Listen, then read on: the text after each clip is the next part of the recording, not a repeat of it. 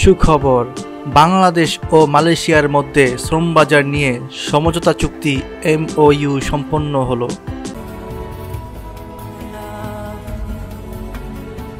মালয়েশিয়ার পক্ষে দেশটির মানব সম্পদ মন্ত্রী দাতুক সেরি এম সারাভানান এবং বাংলাদেশের পক্ষে প্রবাসী কল্যাণ মন্ত্রী ইমরান আহমদ চুক্তিতে সই করেন।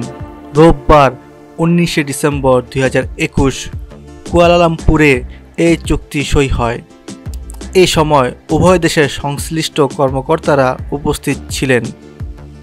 এর আগে মালয়েশিয়ার স্থানীয় সময় ভোর 5টায় মালয়েশিয়ার বিমানবন্দরে পৌঁছান মন্ত্রী ইমরান আহমেদ।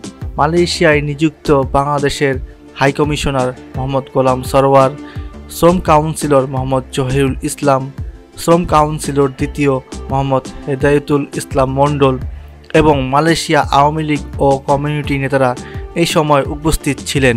দীর্ঘ 3 বছর বন্ধ থাকার পর গত 10 ডিসেম্বর বাংলাদেশ থেকে কর্মী নিতে অনুমোদন দেয় মালয়েশিয়া।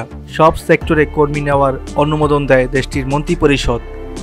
বিশেষ করে গৃহকর্মী, বাগান, কৃষি, উৎপাদন, পরিষেবা, খনি ও খনন এবং নির্মাণ খাতে বাংলাদেশি কর্মী নেবে দেশটি।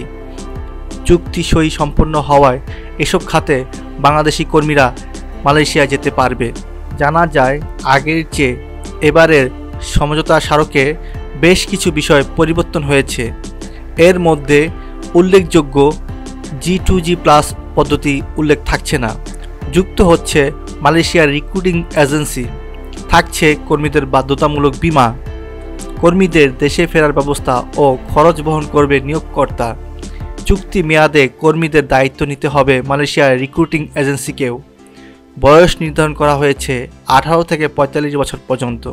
প্রিয় প্রবাসী ভাই ও বোনেরা, প্রবাসীদের নিয়মিত আপডেট সঠিক খবর পেতে আমাদের প্রবাসী বাংলাদেশি ইউটিউব চ্যানেলটিকে সাবস্ক্রাইব করে ও বেল বাটনে ক্লিক করে আমাদের সাথেই থাকুন। ধন্যবাদ।